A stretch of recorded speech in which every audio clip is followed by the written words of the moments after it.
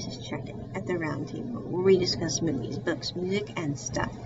Today we are discussing Plus and Minus episode 11 of the Taiwanese BL drama series. You can watch this for free at Viki Rupiton. You can also watch it on Gaga Ulala. They both have English subtitles. In this episode opens up with Nikita and Fu Ligong walking back to their respective places, Nikita to the bar, Fu Ligong to his home. And as they're walking, Nikita says, "You know what? Now I'm not sure if you do not want to date me or if you're just not talking to me because you have trouble saying no to people." And then she looks at him and he's kind of just sitting there going, like, basically, I don't know what to do with this woman. Why is she trying to get me to date her right after I broke up with Xing Xiao? But anyway, she looks at him and goes, "You know, maybe the other thing is that you're really scared of hurting another person like you just hurt someone else." And she said, "Well, you know, if you feel love for someone, there's always hope. But now I don't really have that hope anymore. So I'm good, and I don't have any regrets.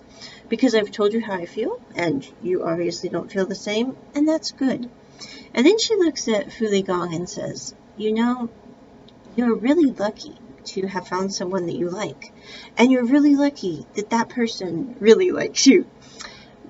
So maybe you've come into something that you and he have hit a wall that you don't know how to get over. But if that is the case, and it's a wall that you know is something that you do need to get over, then maybe you should deal with this together rather than trying to figure out how to cross that hurdle on your own by separating yourself from the other party." And that's how it kind of ends with Nikita and Fu Ligong. Nikita then goes back to the bar where Xing Xiao is because he has drank way too much and Yuki is trying to get him to quit drinking and go home. And Nikita asks Yuki what happened. Yuki explains that Xing was there since they opened and he's still drinking now. And she says, "You know what? Let me handle it. I've got this, Yuki. You go, polish the glasses behind the bar." I don't know. So anyway, she starts talking to Xing. And Xing says, "We should drink together. You're falling in love. I've fallen out of love. You're now going to be my sister-in-law because Fu Ligong is my brother." And Nikita just looks at him and she throws his drink in his face and says, "Even though I'm not with Fu Ligong, we're not a couple. That's not the point. The point is, you are being such a jerk.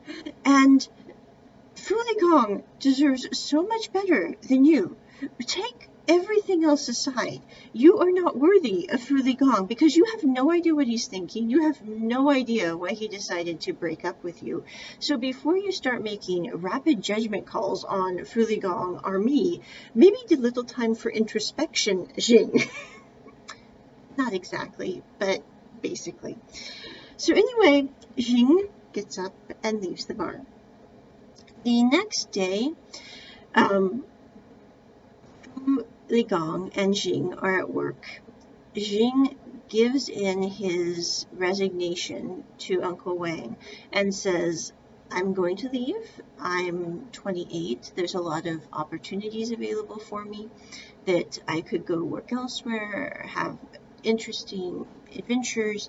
I'm going to take advantage of my age." And Uncle Wang looks at him and goes, "This is about Fu and you, and the fact that you guys have had an issue come up. And Fu has already talked to me about you guys' relationship, so I'm fully aware of what's going on." But he says, "I remember the first time I met your dad. I was holding Fu, your dad was holding you, and I've known you for many, many years, almost your whole life, and almost all of Fu's life. And to me, you're like one of my kids. So the thing is I don't care what decision you make regarding basically Fu and you, but I do want you to know that I fully support you, no matter what happens. So make sure that you really want to do the decision that you're making." And I really think the one thing that I do really like about this movie, there are many things that I really like about this drama series, but the fact that Fu's dad is such a cool person. I mean, no offense, he's kind of like some of the BL moms. Like, for example, in I Do Be Loved in House, Lee's mom. She's awesome. She really is. And in the same way, Uncle Wang, I'm like, he's a really cool dude. But anyway, Xing's dad, not so much so, but I do have to say he has good qualities. It's just he also has some bad qualities which cause trouble. But anyway, so Xing gives in his resignation. As he's leaving the office, he crosses paths with Fu and says, "I'm going to go." And Fu's like, I'm not sure if he means basically I'm leaving the office to go somewhere else for a case. I'm leaving permanently. And you can tell Fu's trying to process in his mind, and also he doesn't want to really talk to Xing about this in front of everyone else. And so that's how they end the scene. Also, at the same time, or not simultaneously, but close, Yuki has decided to put on a vintage clothes party at the bar the night before. And Mr. Lai comes down to the bar and he's like, this is all the clothes that Yuki cleared out.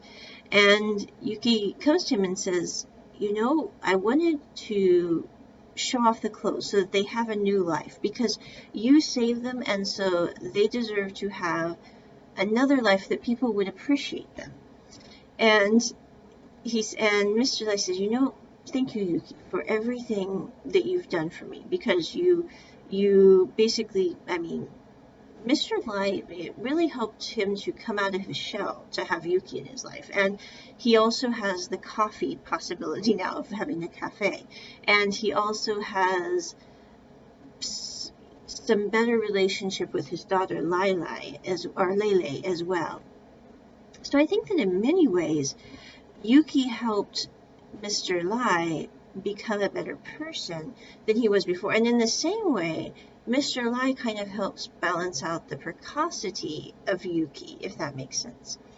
So anyway, as they're standing there looking at the clothes, Yuki says, will you give me another chance? And Mr. Lai kind of looks at him, and you can tell, I think, what's going through Mr. Lai's mind. I'm not sure, but he's like, I didn't know that you needed another chance. I thought, we were still a couple, but okay. And Mr. Lai just kind of lifts his hands like, can I have a hug? And that's how they get back together. The next morning, Mr. Lai and Yuki wake up in the laundromat, and Yuki says, it's very cold right now, because in Taiwan they do have winter, although it's not like winter in the States. I'm just saying, minus 21 degrees Celsius is no fun. Yeah, it's not, Taiwan gets cold, but not that cold. So anyway, Yuki pulls the cover on Mr. Lai and he says, you need to stay warm. It's cold outside. And Mr. Lai says, maybe I should get up and get the space heater. And Yuki's like, you already have a space heater. I am here. I am a heater. And so they have that moment. And Mr. Lai says, I need to get up and go to work.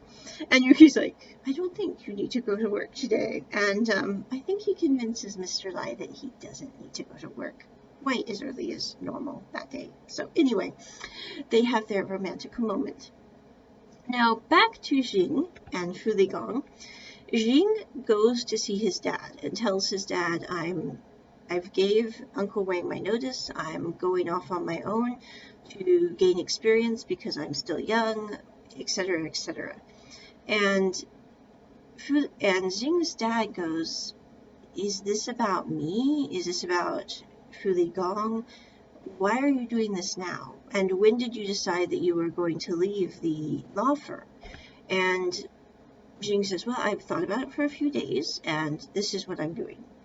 And his dad goes, I thought Fu Ligong would talk to you about this, because Fu Ligong came to me after I found out you guys were together on his own, and I was going to think that he was going to tell me, all the reasons that he thought you and he should be together. And I was going to tell him all the reasons I thought you shouldn't be together. But the first thing he said out of his mouth was he was breaking up with you because he said, Fu Ligong said, your name has the same character as protect, and you want to protect everyone you care about, which is one of the reasons Fu thinks you decided to be with him when he told you that he cared about you.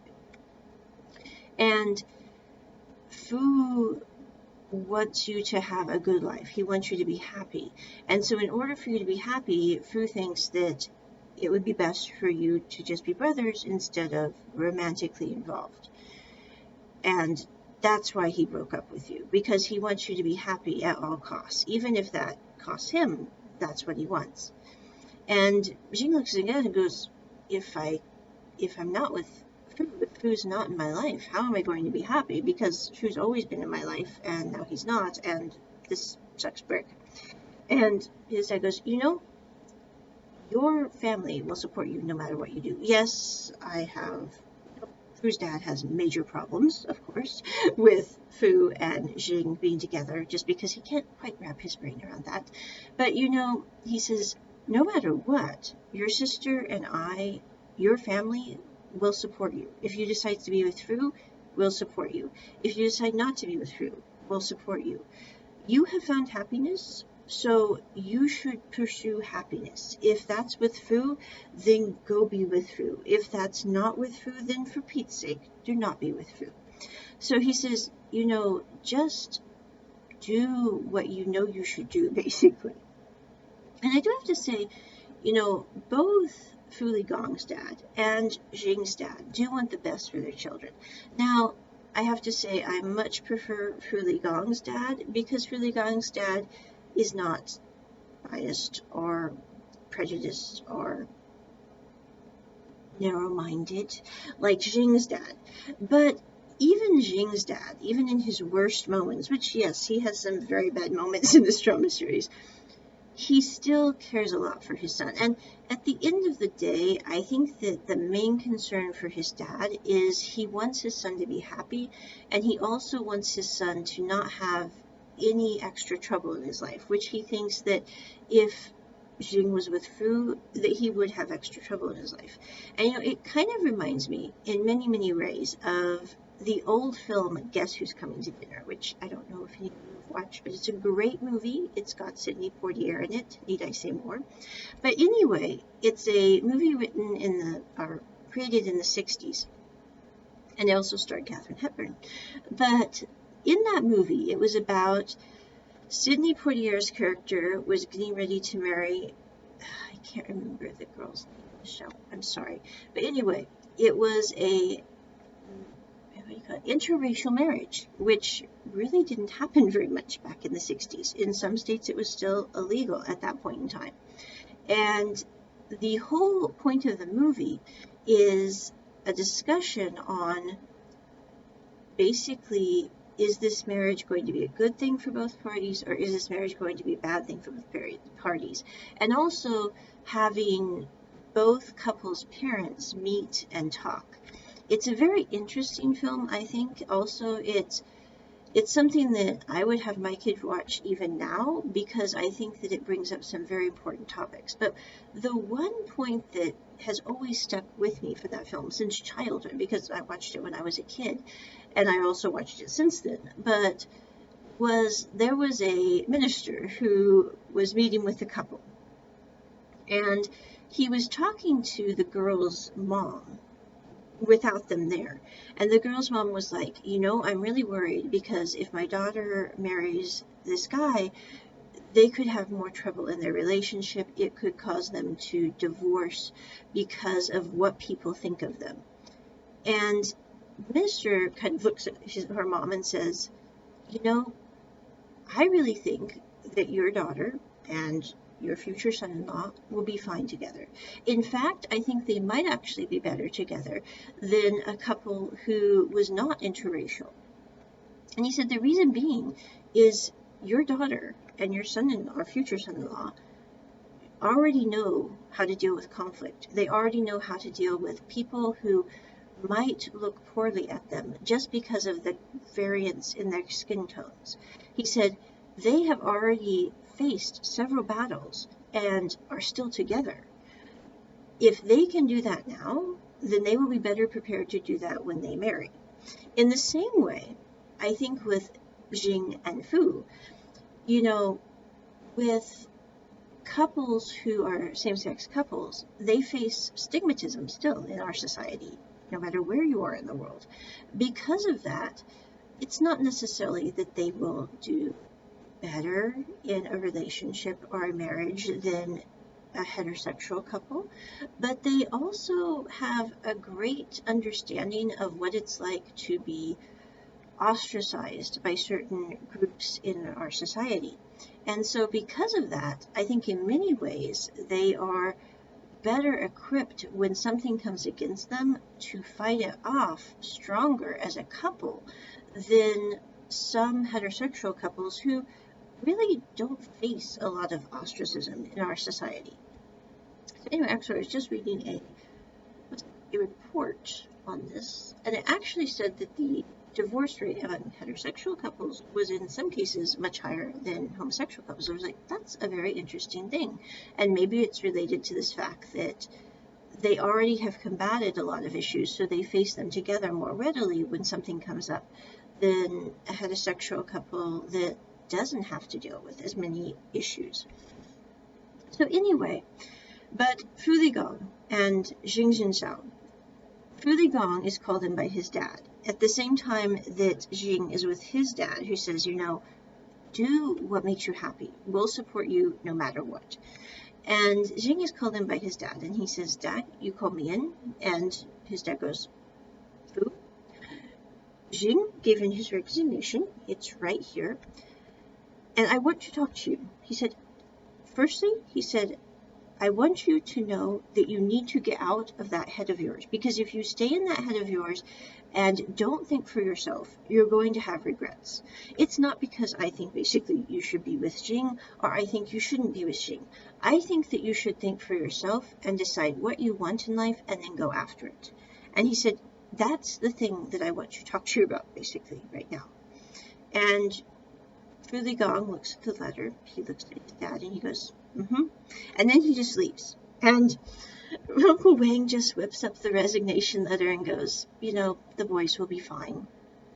The next thing, Fu Ligong is trying to call Jing. Jing is trying to call Fu Ligong. They cannot get a hold of one another, and they end up both back at the baseball field. And that's how this episode ends. I would say I really do like this episode because it shows how the parents of both Fu Ligong and Jing do, in the end, with Jing's dad and constantly with Fu Ligong's dad, want the best for their kids. And they also know that, I think with Jing and Fu Ligong, I do not think would have been happy with anyone else but Jing, because he knew Jing, he's loved him for years and years and years. And Jing, it kind of reminds me in many ways, I think it's interesting, as I mentioned in a previous episode of this podcast regarding the series, that this series came out after Bad Buddy. Because even though Bad Buddy and Plus and Minus are not the same at all, they still have certain aspects that I think are interesting in their correlations. For example, we have another demisexual featured in Fu Ligong's character in the same way that we have one in Pran's character in Bad Buddy, which demisexual characters really don't come up very often. But anyway, so we have that feature. We also have with Pat and with Jing, two people who they really didn't care about, I'm not trying to go to Pat or Jing, but Pat didn't care about Pran until after that rooftop moment. And he's like, I am not letting go of my person after this. And with Jing, it's like he had to kind of process Fu Ligong liking him for a day and a half, and then he was like, I'm okay with that. I like Fu. We will be fine. So, I think that the interesting thing is you have one party of the couple who's demisexual. You have the other party who isn't demisexual at all, but who, once they settle on their person, it's like, this is my person. This will always be my person. Yes, I might not have thought of them in this way before, but boy, I think of them that way now, and it's going to stay that way. And I think it's kind of interesting to see in some way, the development of Jing's character and the constancy of Fu's character throughout the drama series. And even when Fu breaks up with Jing, it's not that he broke up with Jing because he didn't care about him. In some ways, I think that if he cared about him less, he would have stayed with him, not broken up with him, which sounds kind of weird, but it does make sense because he was worried that Jing was making the decision to be with him based on a feeling of requirement, like he was required to protect Fu, he was required to love Fu. What he didn't realize is Jing wasn't with Fu because he felt like Jing felt like Fu needed to be with him. He was with Fu because he cared about him a lot. But I think this series is a very interesting series. Also, you can watch this series with any age group. Now, I will say there are a couple scenes in I think it's episode 6, and also in episode 12, that you might want to skip with the kiddies, but it's really just a short moment, and so I really didn't think it was that much. Also, I'm not really convinced this needed a PG-13 rating, but don't get me started on Vicky Rukaton and their rating systems. It's the same way I feel about a lot of the ones that they rate there for BL drama. But anyway, I would give this episode a 10 out of 10. It is a great episode, and we're getting ready for episode 12, which is awesome. And then we have episode 13, the extra, which I watched yesterday, and I was so happy. It's like, oh, this is a perfect end to this drama series. But anyway, check it at the round table. Bye.